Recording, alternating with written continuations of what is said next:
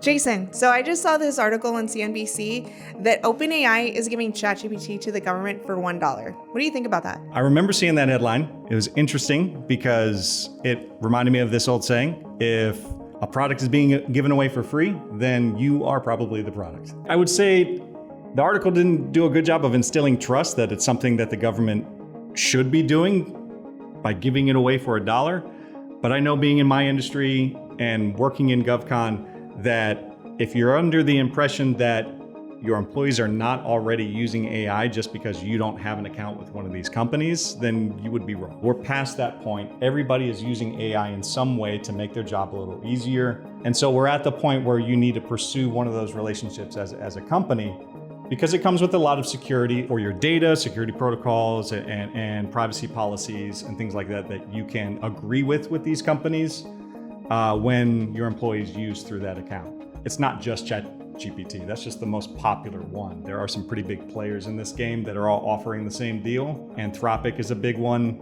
They're offering to match the $1. Google fired back pretty interestingly. They're doing it for 50 cents. Or actually, I think it was 48 cents. The point is still there, that they don't want cost to be a barrier to government agencies making these agreements with them and these ongoing relationships as AI just gets bigger and bigger in our daily life. Do you think that maybe OpenAI was offering ChatGPT to the government for $1 for the same reason that they were offering ChatGPT to students for free right before finals? It's slightly different.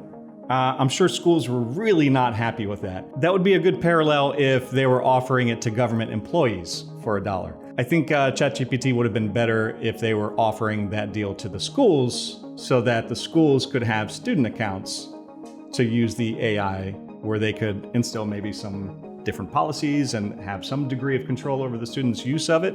But I think schools are a long way off before they want to get on board with or even accept that AI is inevitable and we're using it in our everyday, whether we admit to it or not. So I know in the 2025 Gauge report, it said that more than half of GovCon respondents were using some form of AI, whether it be BD or business development or IT. Government contractors are using it. What do you think about that? I mean, we're using it here at NTI every day. Mm-hmm. I mean, especially when it comes to those redundant tasks that are just time consuming, like reviewing a contract, mm-hmm. right? These models with these LLMs are getting smarter and smarter for those redundant tasks, for you to say, hey, go through this 100-page contract and pull out all of the statements for me. And what used to take all day could now take 15 minutes. I mean, just that use case alone speaks to why this is getting bigger and bigger and bigger.